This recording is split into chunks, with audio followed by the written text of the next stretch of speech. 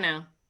Is there a way to delete her? Hey, we are live now. Welcome, everyone, as we're ragging on each other's football teams here. My name is Phil Greenwald. We're coming again with a emerging Rev War roundtable. This is Rev War Revelry. We're here talking South Carolina. It's not a palmetto tree. That's a palm tree behind me, but it's the best I could do here from Florida. I am joined by Mark Malloy, who's been standing in the fort right now. Also by Vanessa Smiley, the former Chief of Interpretation and Resource Education of the American Revolutionary Parks of South Carolina, something like that. They combined them all. She was in charge of all of them. And then Bert Dunkley, who I think is now in Richmond, but he was in all the South Carolina battlefields before Vanessa. So joined by, of course, Mark has also spent time in South Carolina working for the National Park Service. So I'm joined by three great historians. My job today is just basically to throw softball questions and then learn around with you. So we'll get started though with Mark first because he is sitting in the fort that helped give the nickname for the colony/state of South Carolina. So Mark, tell us about the background. Yeah, next. You can see the background I chose for today is a scene from the Revolutionary War. It's the Battle of Sullivan's Island, which happened in June of 1776. And a lot of South Carolina's imagery and symbolism comes from this event that I think is really little known to much of the country, which is interesting. Yeah, as Phil mentioned, I used to work down at Fort Sumter and Fort Moultrie in Charleston, South Carolina. And if you've never been to Charleston, it's a beautiful city. It's great, a lot of history, lots of stuff to do, a lot of fun. But I was amazed when I first moved down there. I heard so much about the Civil War history. It's very well known as the place of the first shot of the American Civil War, and a lot of the people who live there really are really interested in that Civil War history. You can see it with things like the Hunley and many of the museums down there. It's very vested in that history. And so I was amazed when I got there to find how deep the Revolutionary War history was in Charleston. And as I discovered, really through the whole state of South Carolina, as we'll talk about, it played a huge part in the Revolutionary War, which is interesting because I think in popular memory, although since the Patriot came out, I think that's helped bring a lot more interest in South Carolina during the Revolution. But anyways, the battle you see behind me, that was the first real major battle that occurred in South Carolina during the Revolutionary War. In June of 1776, before the Declaration of Independence had even been signed. The British sent a large fleet down to South Carolina. Charleston was one of the wealthiest cities in the entire country. Charleston was one of the biggest cities. And they sent this fleet down there to try and capture Charleston. And the Continentals that were down there weren't really prepared, so they quickly built the fort you see here. And this is an artist rendition of it, but it was half built. It was built out of what they had, which was plenty of palmetto trees, as you see, and sand. And they built this fort. It was only half done. And the British fleet came in to take it on June 28th, 1776. And a large battle ensued all day. And the British warships, this is the best Navy in the world. They're firing all their cannons at it, but the cannonballs hit the palmetto trees, and the spongy palmetto trees and the sand just absorbed the blows. And a lot of the cannonballs either get embedded or they just bounce off the walls. And so this battle's going on, and the British have no luck in pummeling this fort, this half-finished fort. When they try to go around the fort, they didn't know the harbor very well. They actually run aground on some sandbars where later Fort Sumter was actually built. And the Americans return fire, and they're able to do a lot of damage on the British ships. And after a very, very bloody day, there were hundreds of British sailors and soldiers who were killed and wounded, and the American garrison lost a few dozen people as well.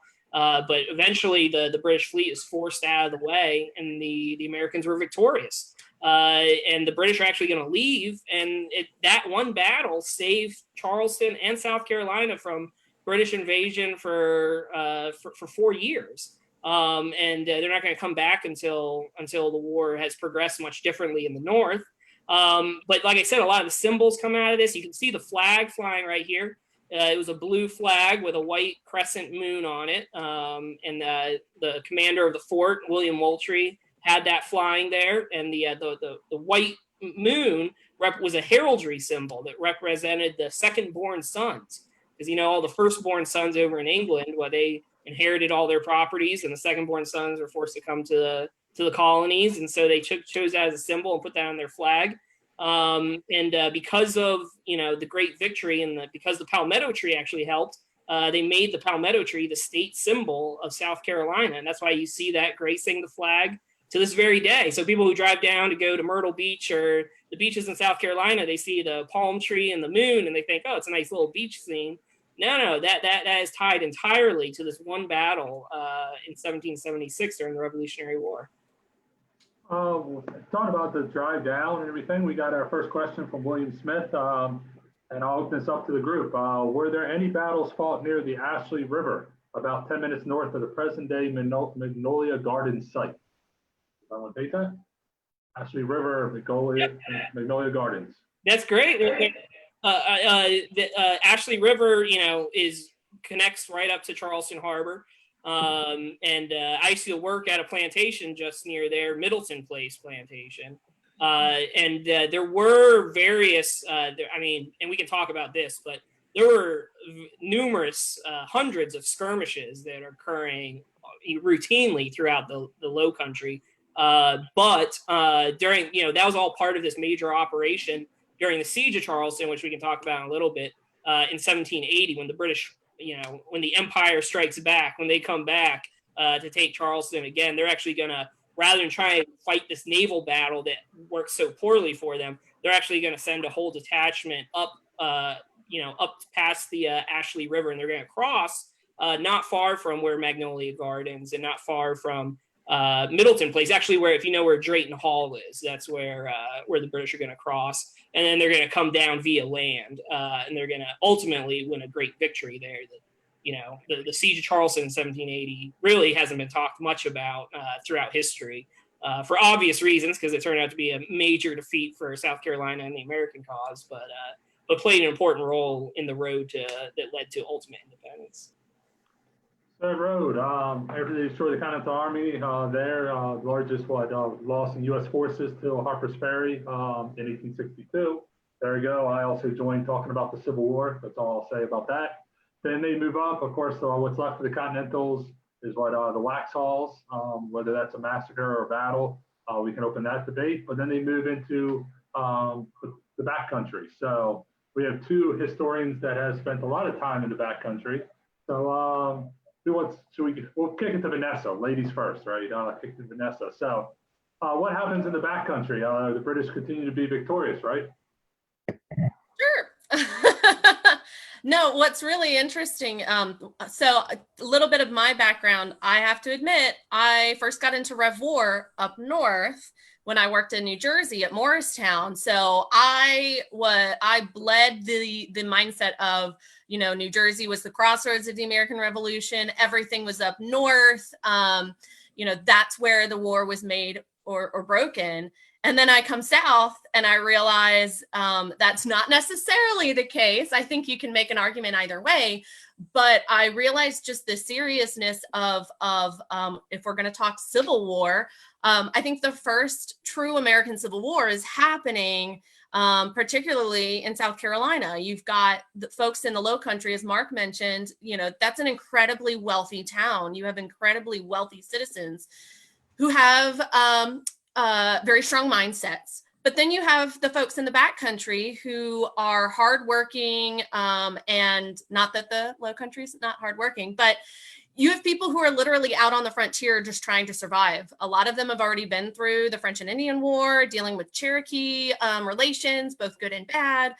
And so when the war breaks out, you've got quite a divided colony just within South Carolina. And then, of course, in the backcountry in and of itself, you've got quite a divide between neighbor and neighbor, depending on the background of the folks that were out there. You've got a lot of German and Scots-Irish that are out there. Scotsmen are out there. So they might have a different viewpoint from somebody who may have immigrated over from England. But you are right at the beginning of the war. We were mentioning before we went on live about the snow campaign. That was a big initiative before, things really made their way up north, where you have folks going out, particularly, and I had to write all their names down because I get them all mixed up because the one guy's name is Richard Richardson.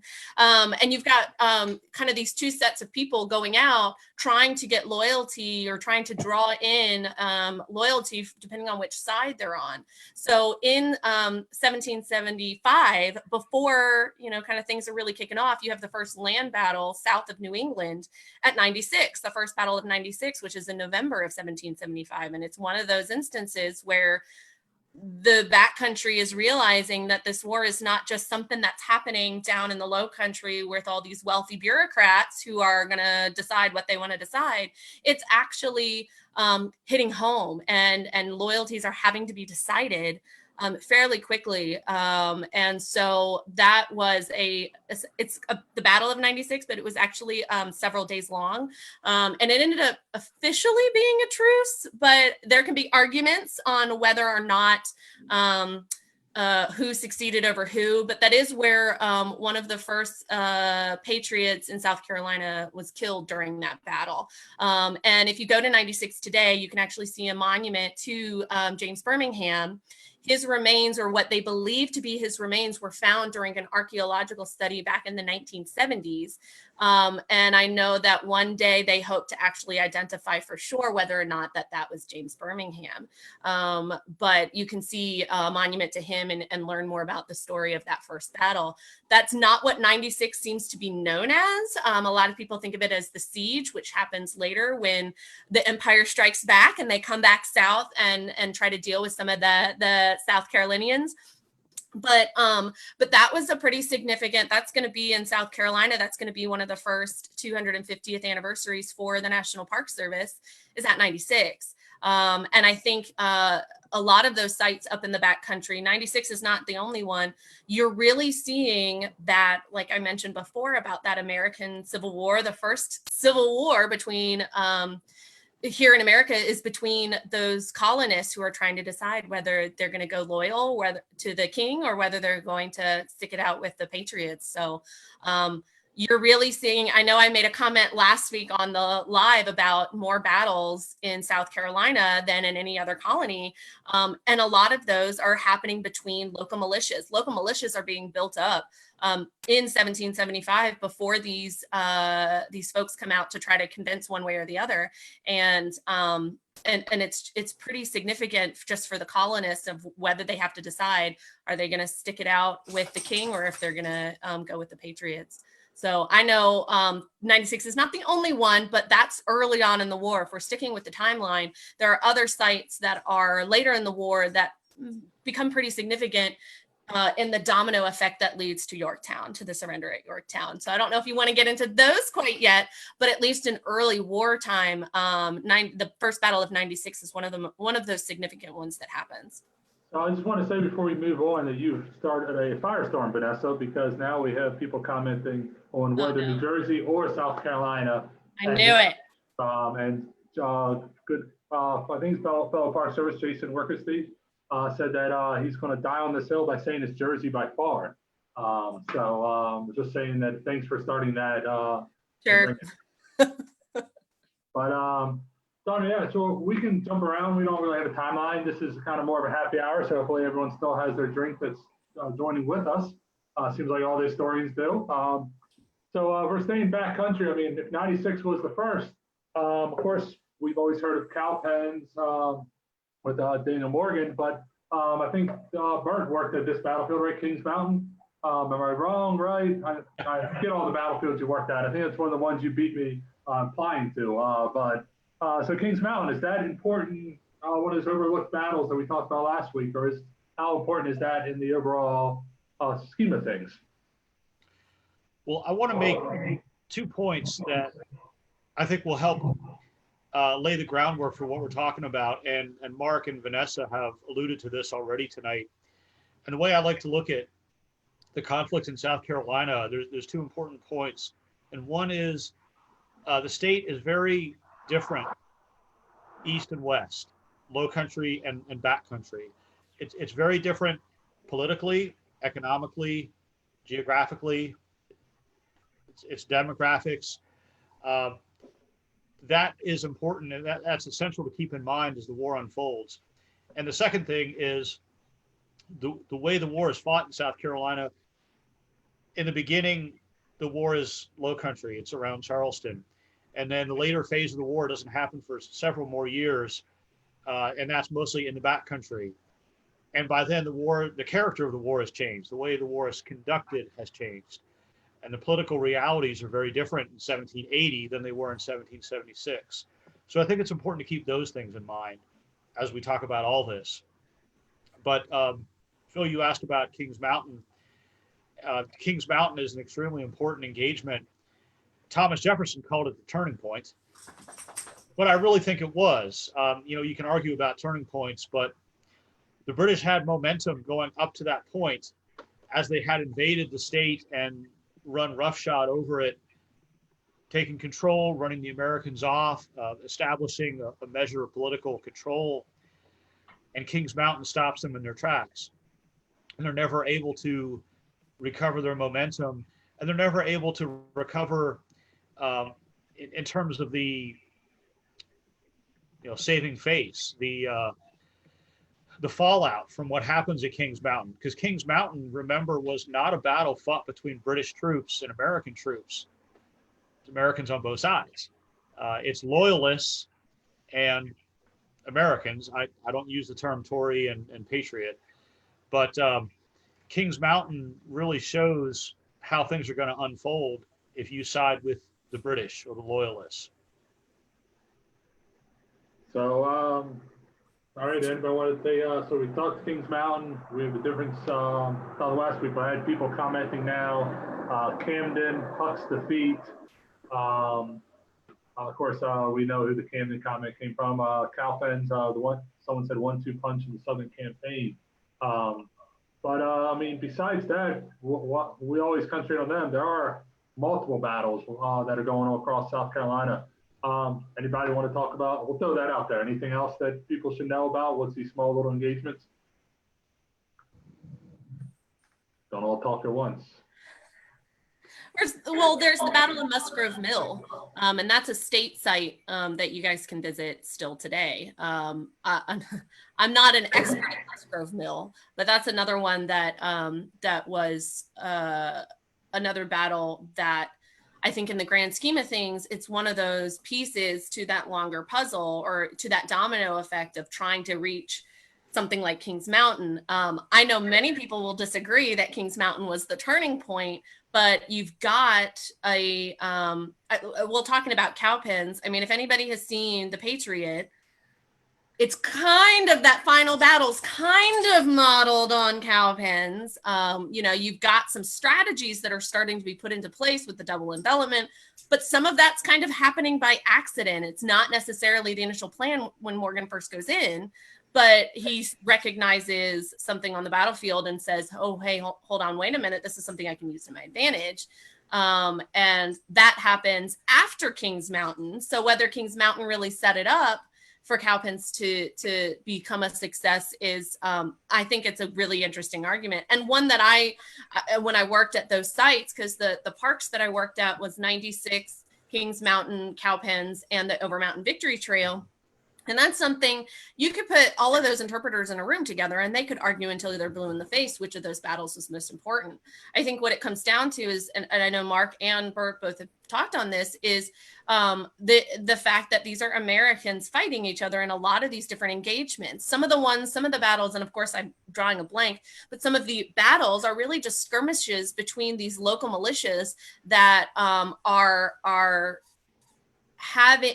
they're encountering each other and they're trying to give weight to their side, and whether or not they're part of these big engagements, it didn't really matter to South Carolinians. They were just a different bunch, and I don't mean to generalize in that sense, but you certainly have skirmishes that are trying to just get a few more inches in terms of whether it's loyal or patriot. And I'm going to use loyalist and patriot. Sorry, Bert. I mean, I think, Interesting. Why, there's a debate between, I've heard New York, New Jersey, South Carolina all claim to have the most battles fought.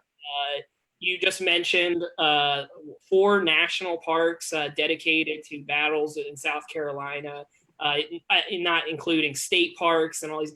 Why is it that I feel like a lot of people are surprised when they hear South Carolina played a major role in the revolution? Like, that's just a popular perception for anecdotal. I don't know if that's necessarily the case, but generally, I think of it as a New England conflict. Sure. Yeah, well, and that's something that I grappled with, because obviously learning about Rev War, like really sinking my teeth into Rev War studies, because I studied Civil War before Rev War. Don't judge me, but my first real time of sinking my teeth into the Revolutionary War was up north, and I was been grappling with that ever since I went south. I think what it is by the time you're getting into South Carolina, this war has dragged on for 4 years. And I think the public school systems, nothing against them, I think when you're trying to teach Rev War history, you only have so much time to teach it. And some of the big things right at the beginning of the war that are happening up north, like New York City, I mean, that's a pretty big deal in the grand scheme of things. Maybe not, depending on your viewpoint, but that's when the Continental forces are trying to figure out, do we have a chance at this? Let's see what we can do. And I think because most of the battles did not necessarily always go in their favor, that it may have been that that those were just kind of those few instances of these true heroic stories, I think, really capture the attention both at the time and in modern day. And I think by the time you get to 1780, 1781, it's almost like this war has just dragged on. And so I think that might have an effect on our memory today of why we don't necessarily think of South Carolina first. I think we kind of are like, all right, we're in the war in terms of teaching. And then we kind of have to, all right, let's quickly get to Yorktown because we have to wrap it up.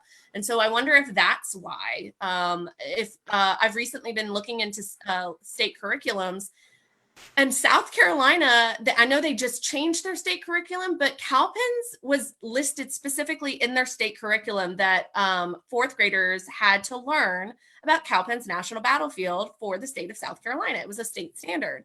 It's changed since then, but you're seeing you're not hearing about Cowpens. You're not hearing about Kings Mountain. I went to Virginia Public Schools. I didn't hear about those. I heard about Valley Forge, the dreaded Valley Forge, the evil enemy of Morristown. I heard about Valley Forge. I heard about Yorktown. I heard about New York.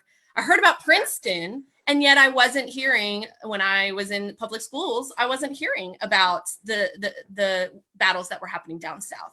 And I'm still trying to figure out why that is. And maybe you guys have some ideas, or maybe some of the folks on Facebook have some ideas about why that is. That's way more.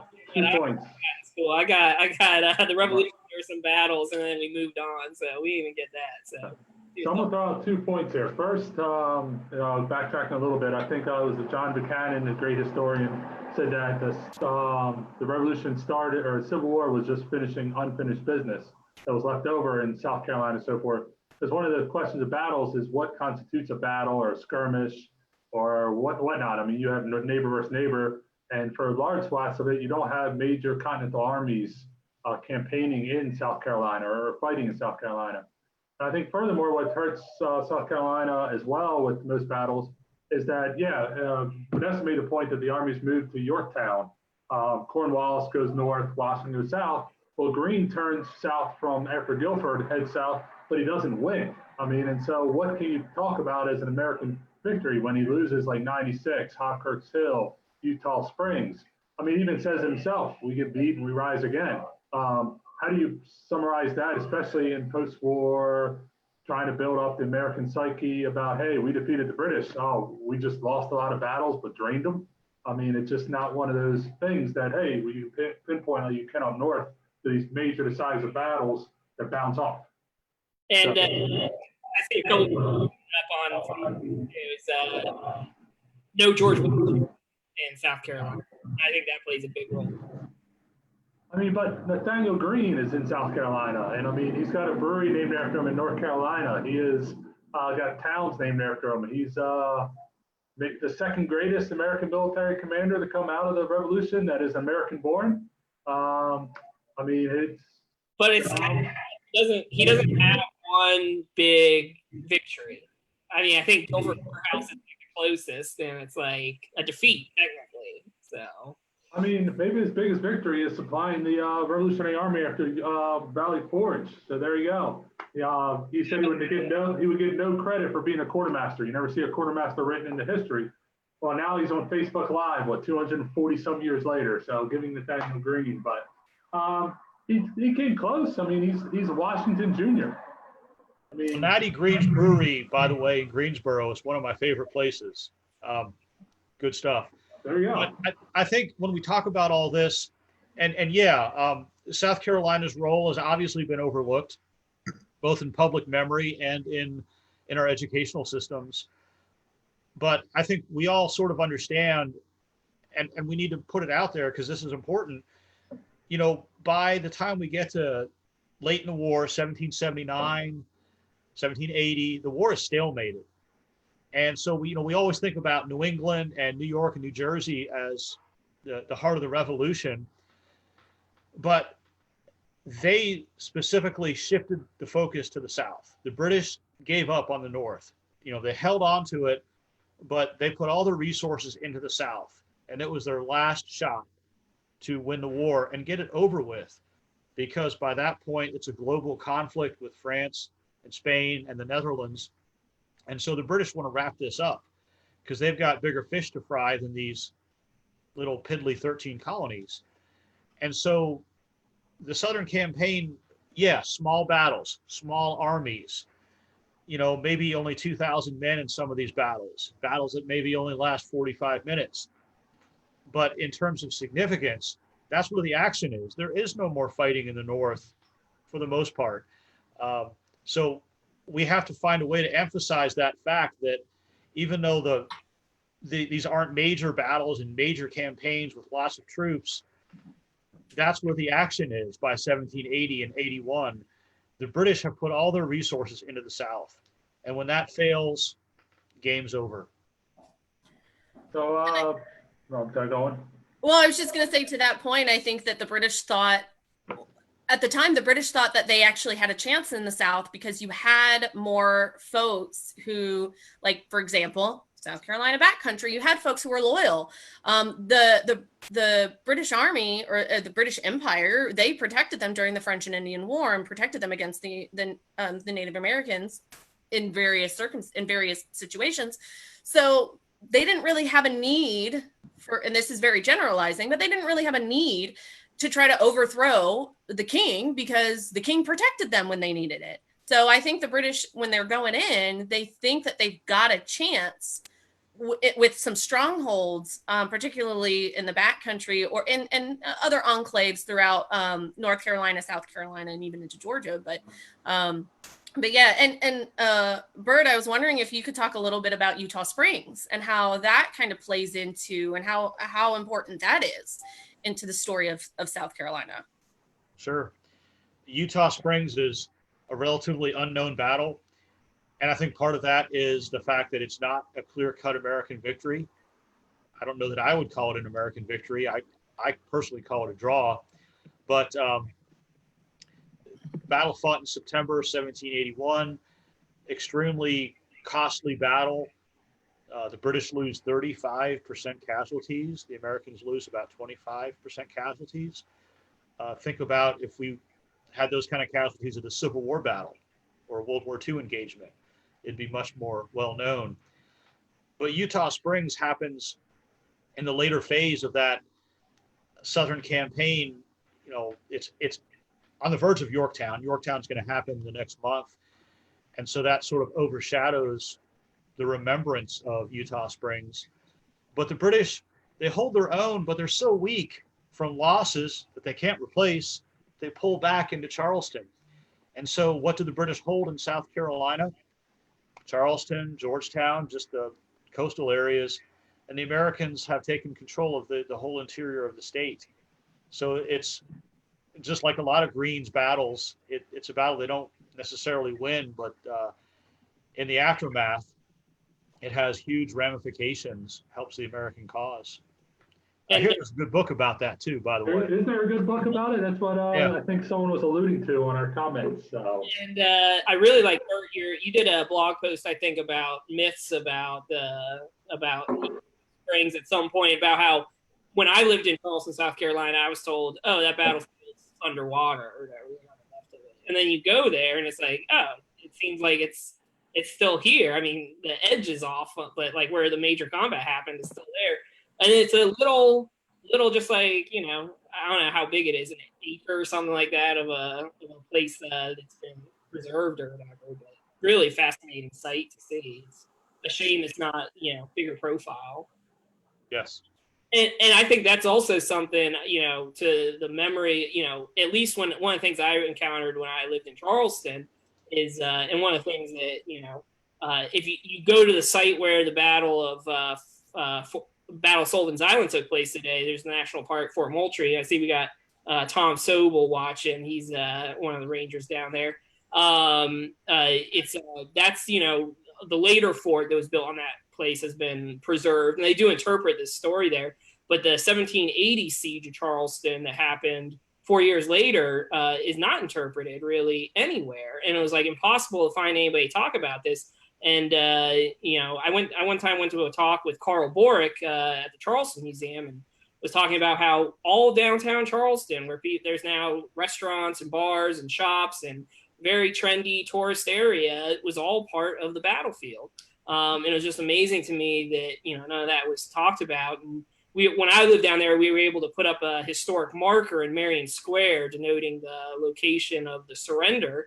And I found that a lot of people, I feel like people don't like to talk about it because it was such a monumental defeat for the Americans. It wasn't something you could thump your chest about how here's where, liberty was born.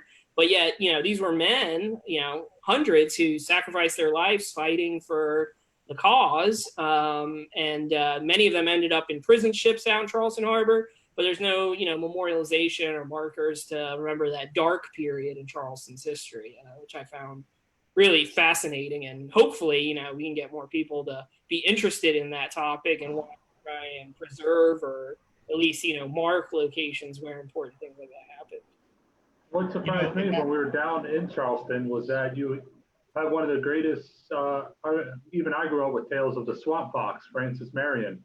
He kind of fell out of a window or something, broke an ankle, but no one knows what he looks like. I mean, if there's a epitome of South Carolina being overshadowed, it's that Francis Marion, one of the greatest partisan guerrillas, petite de guerre fighters. We have no idea what he looks like. And then they decided to flood his property after the war anyway, right? It doesn't sit out in the middle of the lake there north of Utah Springs. I forget the name of the lake.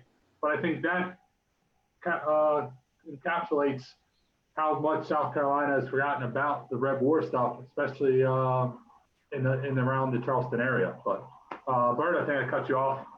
Oh, I was just going to say, to add to your point, Phil, in that sense, the revolutionary history of Charleston is similar to the memory of the revolutionary history around New York City, even really Boston or Philadelphia, who we think of as sort of the heart of the revolution. But, there's no battlefield parks around New York, and Boston's preserved a few things, but not a lot. And, there's a few things around Philadelphia, but as the city grew, Charleston built over its revolutionary history, and a lot of it was torn down. And so it's hard to get to that memory. And Mark, you talked about that at the very beginning. Civil War overshadows so much of that. Whatever's left has just been overshadowed by the Civil War history. And so it's a real challenge to try to promote and preserve what's left of the revolutionary history there. So should we give up? What efforts should should we do besides reading Bert's book on Utah Springs? Memory is a big thing, right? Well, I'll pass it back to Vanessa talking about memory. And so as your time as a chief of interpretation, which you're in charge of kind of promoting interpretation, how do you combat this overlooked aspects of South Carolina? What did you try to do?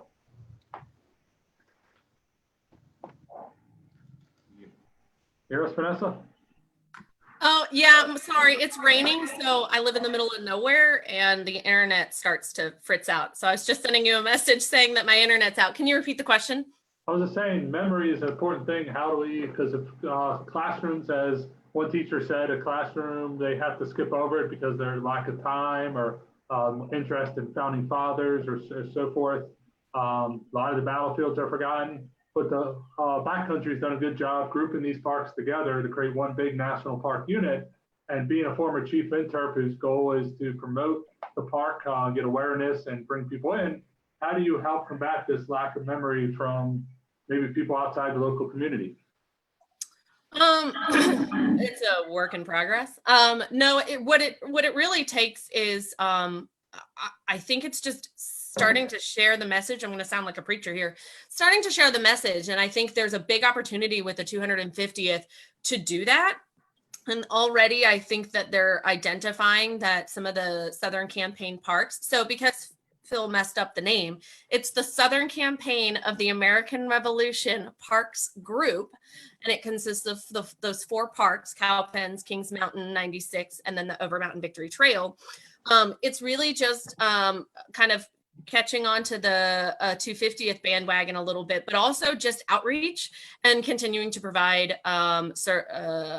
visitor services, which in today's day and age, it's a little bit difficult right now, but I know that the Southern Campaign Parks, 96, well, I've said them all already. I just am used to saying Southern Campaign Parks and then listing them all again. I know that they've been doing some series on Facebook where they talk about different aspects of their battles, as well as about some of the generals that fought in those battles, as well as outside of those 4 parks, and more about Southern Campaign in general. So I encourage folks to check out their Facebook pages. They've been doing a really interesting series where they've been making some really good arguments about some significant folks and some significant battles outside of those. And I think with this 250th, and I apologize, my cat wants to get in the shot, so we're just going to scooch him away. I can't close my office to him because otherwise they'll just yowl at the door. But can't be a Zoom call without a cat appearance. But I think it's just a big part of doing something like this where we have those conversations. I know there are folks in New Jersey who are watching this and making comments on the Facebook in the comments about New Jersey, but it's getting those folks to come and talk about South Carolina as well, or just to open up that dialogue is going to be pretty critical, especially as we get closer to the 250th. One of the things I see that could potentially happen is you've got 8 years of war to commemorate. I know from Civil War, certain members of the public were getting very exhausted by the end of a 4-year commemoration. So we have to, as historians, we have to not let up steam when we're 4 or 5 or 6 years into the commemorations, because you're going to do a disservice to anything that happened, basically after 1779, early 1780 until basically Yorktown, because we're going to feel it drag on. And I think it's our job as just historians, but also those that still work in national parks. I know we've got some national park folks who are also in the Facebook watching this, that, it's up to us to continue those conversations, even when we might get a little bit exhausted of 250th stuff. So we've already started. We were up there, Boston Massacre. We're already in 250. Right, we're already in it. So, and that's before the actual official 250th beginning of the war. So we can't let up, and we can't beat a dead horse. But we also, I think it's just getting that education out there. And even though, we're talking about South Carolina here today, also paying homage to those other sites and battles that may not get enough attention, and being aware of the timelines and and putting out content out there so that folks who are interested in this content can learn more about not just like what I experienced. I was all for New Jersey, crossroads of the American Revolution. I was all in it, and then I had my whole world open back up when I came south, and it's that interest and that passion to learn more and to discover more that we have to keep trying to push. And I know that the Southern Campaign Parks are trying to do that because they can rely on each other for cross promotion and for having, especially right now, for having some dialogues for public to be able to see and listen to and even engage in when they're not able to visit the sites. But visiting any RevWar site, whether it's a national park, a state park, a local park, is going to be a huge help, especially as we kind of get chugging away in the 250th stuff, and so as not to get folks to lose interest. So I've got, let's catch up with some questions. Thanks, Vanessa, for going on the memory. One person asked Bert, where's your Bud Light Lime? That's Tom Sobel. Hey, Tom. Bert's also upset Helena Finnegan by saying, not sure what Bert is referencing. Boston has preserved much of their history through public buildings. Helena, I do have to apologize. He's from Pittsburgh, as you can notice by the hat on his head there.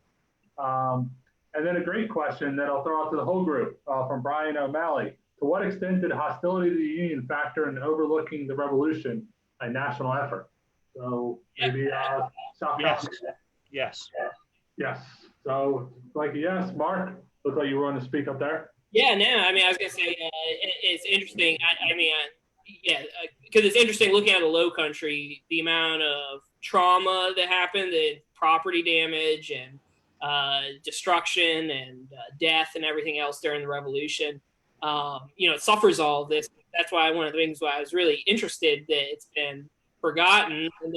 But then you look at, the next major traumatic event in South Carolina was the American Civil War. So, the site that I had mentioned I previously worked at, Middleton Place, that was burned by Union soldiers during the Civil War, and all these places. Sherman goes through South Carolina through the backcountry there during the war. I think that just totally overshadows. It's more recent. To many folks, it's more relevant. I think it's just totally overshadowed the Revolutionary War, which, I think once you start looking at all these stories, I think the Revolutionary War story is still very relevant. I think it's just as interesting in many respects. So I think it does deserve to have more of a limelight shown on it. And I'm hoping, with things like the 250th and other stuff, through the efforts of National Park Service, the state, all these other entities. We met with a couple of the folks working for battlefield preservation down there last year when we were on a tour of South Carolina. I think hopefully there's efforts underway to try and bring it back more into the spotlight. But one of the things, Charleston does still celebrate every day, June 20th, or every year, June 28th is Carolina Day. In Charleston, they do a parade and they have speechifying. They've been doing it since the time of the Revolution. Of course, you look at a lot of the speeches. One of the Rangers who used to work at Fort Sumter, Nate Johnson, looked at a lot of these antebellum speeches. They would use these speeches at Carolina Day to push their current politics or whatever. So it's kind of interesting to see what they were talking about at Carolina Day. Ultimately it led to ultimately there was the disunion in 1860. But I think Carolina Day, it's interesting that they still celebrate to this very day down there in Charleston. There you go. The battlefield Mark was referencing, of course, is Camden, another black mark on the Southern Theater there. Which, and to talk about, I think is really interesting. Looking at straight casualty figures, Camden is possibly the bloodiest battle of the Revolution, and yet it's completely overlooked. Again, I think a large part of that is the fact that it's a disgraceful defeat for the American side. I think in the later years, why would you commemorate such a miserable defeat? But like I said, I think now people are, like I said, they're trying to preserve that battlefield there.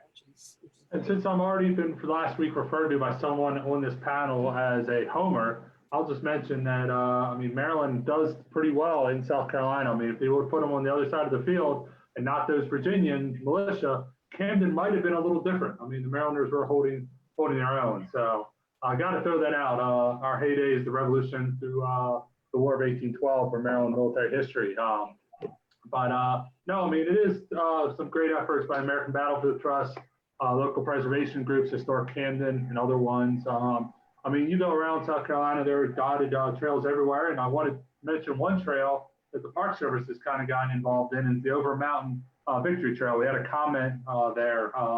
Who are the Over Mountain Men? Are there any South Carolinians in there? Are they all coming from the other side? So is Kings Mountain fought by anybody but Tennessee and Virginia Over Mountain Men?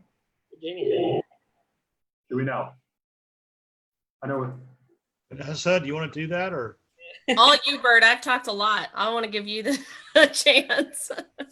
The term Over Mountain Men refers to the frontiersmen who are beyond the mountains. So the modern day Tennessee and Southwest Virginia, and that term has been used to talk about all the troops who fought at Kings Mountain on the American side, but the Over Mountain Men, the frontiersmen, were really just not even half. There were a good number of troops from South Carolina, backcountry. There were troops from North Carolina. There was a small number of Georgians who'd been driven out of Georgia. So it's actually men from 5 states who come together at Kings Mountain. But Over Mountain Men refer to the people from the frontier, but they're less than half of the total American force there. Yeah, go on, Vanessa. Well, I was just going to say, for folks that don't know, what that is all about with the Over Mountain Men, all of the men that Bert just talked about, it starts up in Virginia and what is now Tennessee. And they basically started marching southward, and they started just collecting folks along the way, and they created a fairly sizable force. And and they ended up making their way to Kings Mountain, and they were specifically trying to go after Patrick Ferguson. And so it was actually one of those, it was kind of a call to arms. Ferguson had issued this decree where he basically threatened their farms, their friends, their families, everything, and these Over Mountain Men, those that are, Virginia, Tennessee area, they kind of said, well, screw you. And they picked up their arms and they were like, let's go. And more folks along the way, more and more men along the way, joined up with them. And so it's about a 300-mile trek, as they're making their way, trying to figure out where Ferguson is and go after him and get him. And they eventually meet him up at Kings Mountain, where he's killed and where he's actually still buried today.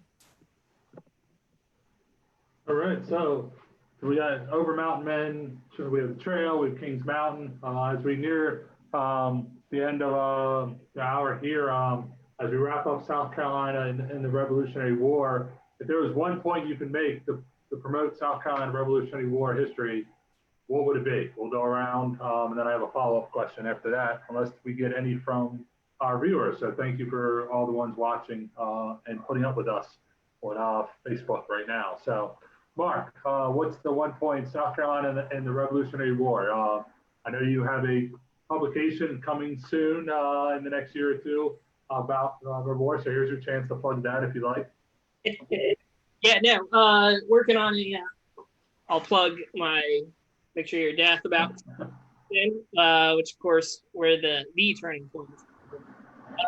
Working on a book about Charleston in the American Revolution. Specifically through the Emerging Revolutionary War series, it's focused on place. And I think that, like I said, a lot of the places associated with the Revolutionary War in Charleston area have not been preserved or forgotten about. So being able to direct people where these places were, where this history actually took place, I think is really important. Anything through markers or memorialization of those things, I think is really important. Which again, like I said, we were able to get a state historic marker put up there back in 2010. But hopefully we can do more. I noticed somebody mentioned in the comments the fact that the lack of a marker for the men who died on the prison ships in Charleston Harbor, which if anybody wants to get together with me to talk about options of, is it just a simple stone or marker mentioning the fact that hundreds of men died? That is one of the true tragic stories of the Revolution, and those are true heroes of the Revolution in the sense that there was a whole regiment formed of men, because the British would go into the prison ships and say, hey, if you join up with the British Army, we'll send you to the Caribbean. You don't have to fight your friends and neighbors in South Carolina. We'll send you to the Caribbean. You can, leave this prison ship with rats and disease and all this other stuff. And many of them took the king's shilling, yet many of them didn't. And those who didn't often perished. And their sacrifice, I think, should be remembered. So, just especially in the Charleston area, I think there just needs to be more remembrance of it. Also just shortly after I left Charleston in 2010 was they also put up a nice little area on Sullivan's Island where part of the land engagement happened. I didn't talk about that earlier. But there was partly an engagement on the northern end of the island that was turned into a park with interpretive signage and stuff like that. So any opportunity at the place to be able to mark or commemorate the parts of the history, I think is great. And I believe there's an effort underway, Liberty Trails through Palmetto State, which I think will help, something similar to a Civil War Trails type thing where people can pull off the road and learn a little bit about the history of the area they're in. I think a lot of people's eyes would be open to what's all around them. I think that's the best path forward. Moving up to the 250th. And I did see somebody mention reenactments. I think reenactments are really good and really helpful. I think if Charleston can hop on the big 250th reenactment bandwagon, I'd be all about that. So let's do big reenactments for all these major events too. Or demonstrations, right? So we can put them on parkland demonstrations. Do it off the parkland, and so you can actually All right, so Vanessa, Bert, who wants to take it next? At one point, covered South Carolina and the Red War. Why it's important? Why it should be studied? Something cool? Anything at all? This is the happy hour is coming to an end, so someone's grabbing their last drink. You've got a few seconds to explain. I'll go, I guess. Well, mostly just I think, even though we like to kind of rag about, North versus South, even in the American Revolution, I think just the fact that we're having the conversation and that we're talking about all of it, so that way we don't forget both North and South. We don't forget these battles, because in the grand scheme of things, every single one of them was a piece to this larger puzzle that led us to becoming a nation. And I know that's very cheesy, but that's going to be really important, as certain things get a little bit tougher for our modern society. We have a lot of lessons that we can learn from the past. And I love what Mark said about commemorating and trying to identify those locations so that we can go and actually, have a marker or something there so that we don't forget. And that we can learn from things, but also just the fact that we can sit here and have these conversations is pretty cool. And we don't want to let that as historians, but also as lovers of history, we don't want to let that die either. So I think my big thing about South Carolina is as a born and bred Southerner, don't knock it until you do some research and read about some of the cool stuff that happens. Slogan there, don't knock it till you research it. There you go. Put that on a t-shirt. Bert? I think preservation is the real key. And when you think about it, if there's a historic site or a museum or a park or whatever you want to call it, it's part of the collective memory. It's part of the landscape. It's out there. It's something that's tangible. And there's no better way to connect with history than to see it, touch it, whatever. And I think that preservation goes through phases. In the early, 19th century, early 1800s, we saw monuments. Monuments were the big thing. And if you go to any battlefield or historic site, usually the first thing there was a monument. And then later on, we come up with the idea of a park. We're going to preserve the actual land where something happened. And so you get national parks and state parks with property and trails. And I think now we see that beyond parks, we see things like partnerships. We work with communities. We work with different stakeholders and groups like educators and community groups. And we try to tell these stories beyond just where they happen, but the larger impact, the larger influence beyond where the physical site was. And I think that's where we're headed with the 250th and all the efforts like trails and preservation efforts in communities. So I think preservation and preserving these sites and stories and working together with different groups is really the key. So important. So I'll wrap it up here. I would like to thank, of course, John Resto and Jim Morgan, Steve Tooch. We also had Jason Workesty, Robert Ryan.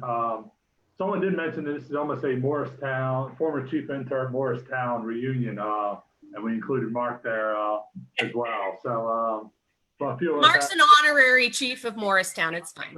Chief of Morristown.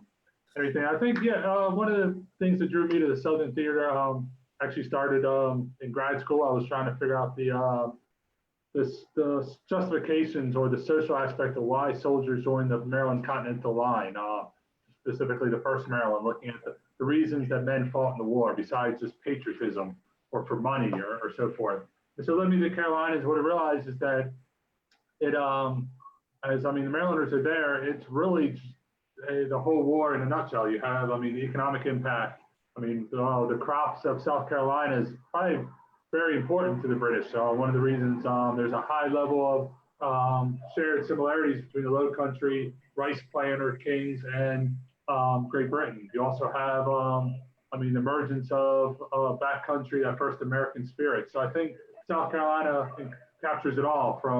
You also have a little bit of American myth, whether Andrew Jackson was born in South Carolina or not. And first president of the people or so, not from the Eastern elite. So South Carolina, has it all if you get away from that other war, the Civil War that came through. So last question I have from you is do we give a little love to the Loyalists or the British? Was Lord Rawdon is one of those unsung heroes of the Revolutionary War. We have like 90 seconds. Any love for the British before we go? Absolutely. You've got to respect both sides, what they stood for and how well they fought. And loyalists don't get their due, but lots of people were driven out and lost their property and so on without a fair shake. It's part of the story that we don't like to talk about. Right. So I'd like to thank everyone for watching. Also would like to thank Mark Malloy, Vanessa Smiley, Bert Dunkerley. Bert has written a lot on South Carolina. You can find his books. He's on Amazon. He's in Richmond. When they come back online, go to the National Battlefield Park. We'll hope to get Vanessa as well, writing more for Emerging Red War and the future. So thank you guys for joining us. Thank you for bringing your favorite beverage. And thank you everyone for watching. So this wraps up this week, South Carolina in the Red War. Emerging Red War will be back with more Red War Revelry next Sunday. Pay attention to our blog to hear what that topic will be. So once again, thank you everyone for joining and have a great Sunday night.